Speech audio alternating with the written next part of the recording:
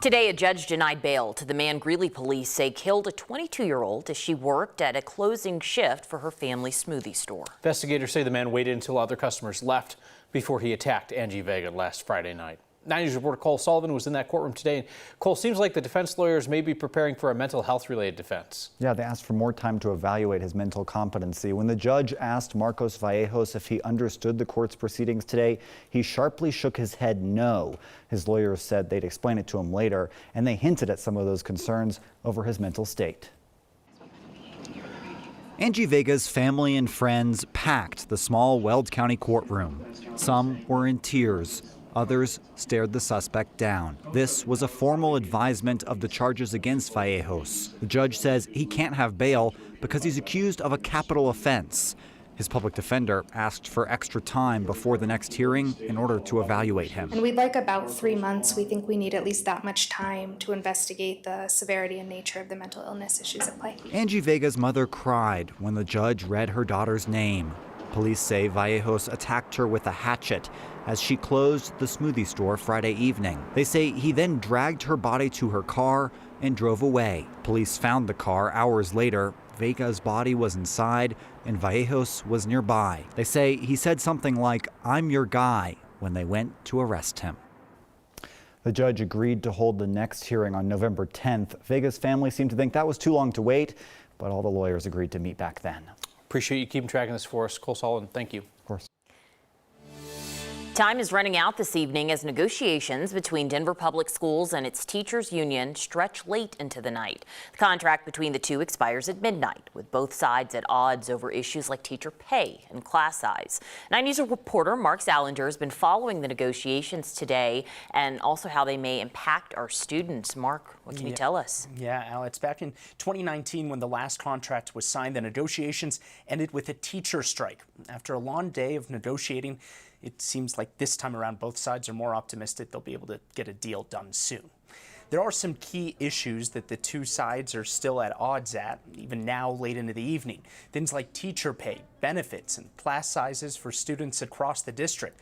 Now, when it comes to pay, the teachers union is asking for a 12% cost of living increase. The latest counterproposal shared by the district during the public meetings today shows they're offering a 6.2% increase for teacher pay. Still, both sides say we're not even close to a point like 2019 when teachers went on strike. You know, under this particular administration, Dr. Morrell, he is committed to having a competitive offering for our teachers, and so I think we're going to be there. We're very optimistic that we'll be there at the end of the day today. Okay. We need a professional wage that is going to be sustainable so that our teachers can focus on their students and not have to have a second job or a third job after their school day is over. Now, again, this meeting could go late into the night. Both sides have said they're willing to stay at the negotiation table till after midnight. One member of the teachers union said, "I came to get a deal." From everything we've heard at this point tonight, Alex, both sides want to get that deal done. And hopefully it does. It seems like DPS has gone up, quite a bit. They were at 3.5%. Now they're up to 6 something. If teachers can't afford to live here, but you expect them to teach here, there's discrepancy there. Exactly, like you heard from there, right from the teachers union right there. Some teachers are working 2 jobs just to make ends meet, and they want to get that to be not the case. That's what they deserve. All right, Mark, thank you. In Colorado's mountain towns, school leaders say the high cost of housing is making it hard to hire and keep teachers. There's even a superintendent making a call out to property owners asking if they would open up parts of their homes as rental units. 9 News reporter Kelly Rinke looks at some of the solutions the school district in Eagle County is exploring. Living among the beautiful Colorado mountains comes with a price. We have got to do something to fix this. The cost to rent or buy in Eagle County is so high, the school district superintendent is calling it a crisis. I can't tell you how many offers Adele has put out that are declined because people can't find a place to live. In a board meeting last month, Philip Qualman said 50 people were on a waiting list for the district's employee housing. He ended up sending a letter to all homeowners in the county, pleading with them to rent out part of their home to help. Our sense is that there are many properties vacant in this county. It's hopefully a short-term solution as they wait for more affordable homes to be built next year. Our workforce has really been priced out of the home ownership market. And so the solution that Habitat provides is really that opportunity to put down roots and create stability. Habitat for Humanity Vail Valley plans to construct 12 homes just for employees at Eagle County Schools. Elise Howard said the median price right now in the area is nearly $2 million. Educators will be able to buy homes like this for around $300,000. It's really important that our workforce, can live where they work. I mean, that makes up the fabric of our community. This community needs teachers. The cost to live in the mountains is making it hard to keep them. Even with some pay raises that have come through, educators are really priced out of the market. Now, the school district says another project in Edwards will provide more than 35 apartment units for staff. As for those letters the superintendent sent out, they got back about 100 responses from the community. Now, not all of those offers would be considered affordable housing, but school leaders are confident some staff were able to find housing they could afford. 100 offers is not nothing. I mean, clearly it's a community responding to the need. Yeah, absolutely. And this is an area, too, where people have properties where they may only stay for maybe a couple weeks of the year, so they have room to offer. All right, Kelly Rinke, thank you. There are charges now for the shooting on the first day of school that sent a 13-year-old to the hospital in Denver. It happened 3:30 in the afternoon last Tuesday near 14th and Ogden. Prosecutors say 22-year-old Cottrell James shot that boy in the arm while the boy and his mom were driving home from school. Police say the mother had slammed on the brakes trying to avoid James, who was standing out in the middle of the street. He's charged with attempted murder. Denver's police chief is retiring suddenly. Chief Paul Pazin will leave the department after 28 years with DPD, the last 4 as chief. It's been a tough few months for the chief and the department. Pazin is leaving as Denver and other big cities see a spike in violent crime.